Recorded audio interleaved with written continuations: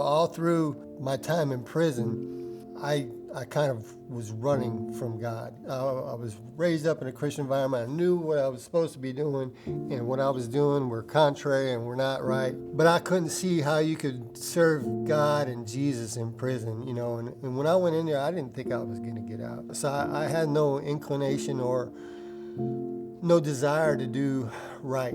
Even though I was raised up in a Christian environment, I really didn't have a personal relationship with God or Jesus.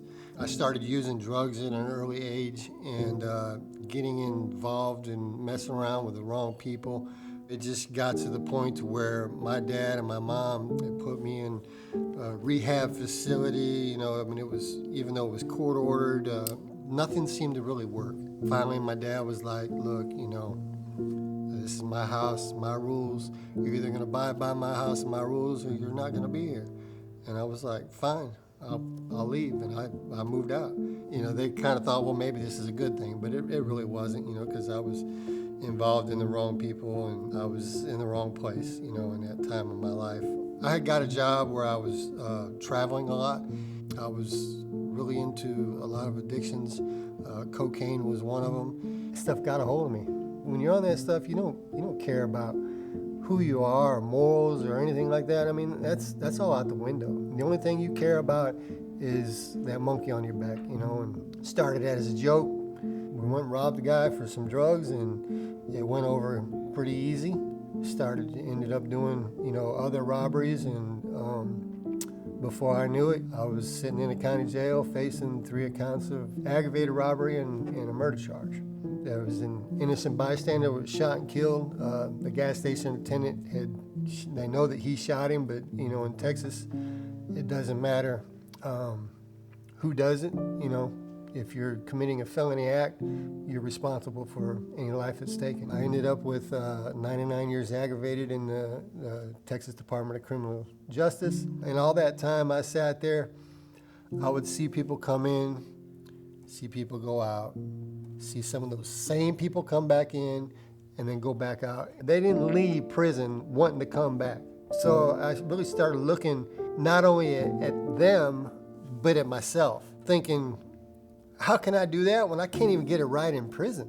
I would do good and then get in trouble and be right back in the hole. And so it was that repetitive cycle, and I started correlating that, my life in there, with these people that were coming in and going out, coming in and going out. And I was like, man, if I can't get it right in here, I'm not going to get it right out there. And so I really started seeking God, for the first time in my life, not because, I had to go to church or because that was what we did on Sunday or anything like that. And when I really started searching and seeking God, I found Him. So in solitary, there's always a Bible, and I was like, well, I never read it from the back, so I, thought I would give it a try.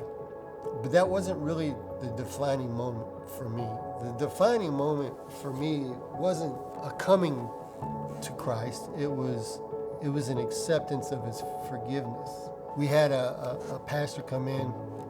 Every single word that he spoke was piercing my heart. And he did an altar call, and I got down on my knees with the other people, and I just surrendered to God. I was like, look, I've done some bad things. I don't know if you can, forgive me, but, I just gave it to Him. And that was really my defining moment, because then I knew, that it was a personal relationship. I stopped cussing. I stopped wanting to do negative things, and I really didn't know, at the time what was happening. But the more I would read the Word, the more I would grow. It's endogenous, it continued to grow and spring up from inside me. God really started working in my life, and then I was offered an opportunity to go to the IFI program, which is a faith-based pre-release program. It was at the IFI program that, I was really getting a grasp on, what faith looks like. David Trickett and the Charm program, and I got on the video crew, and so all these people were coming in and just pouring into our lives, and teaching us skills and things that you don't get or normally see in prison. On Sundays I would go into the day room, and we'd watch Houston First, Greg Mott. I loved the sermons. But when I got out and Dave took me to Houston First, and I sat in that seat, it was God showing me, you're home. This is, it was like surreal. Since I've been out, it's, I like to say that it's been all roses, and,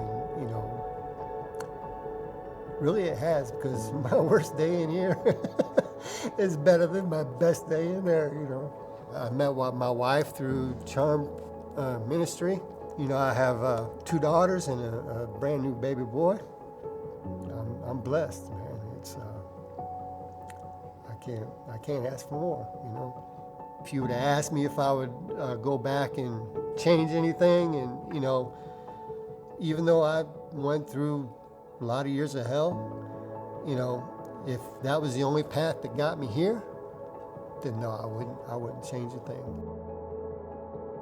So anyways, I had, a passion and enjoyment in doing cameras, and then I would see at Houston's First, people on the camera, and I was like, I'd like to be a part of that, to go volunteer, and I didn't think they would accept me, and I was like, well, so I just prayed about it, and I went and asked, Hannah if I could, join on the video production team, and she put me on, and it was a blessing, because now I had an opportunity to use the skills that God had taught me in prison to be able to record and send the message back to the people that I used to sit with in prison, so they can get the experience that I experienced. I never thought I'd get to this point, really never thought I'd be here.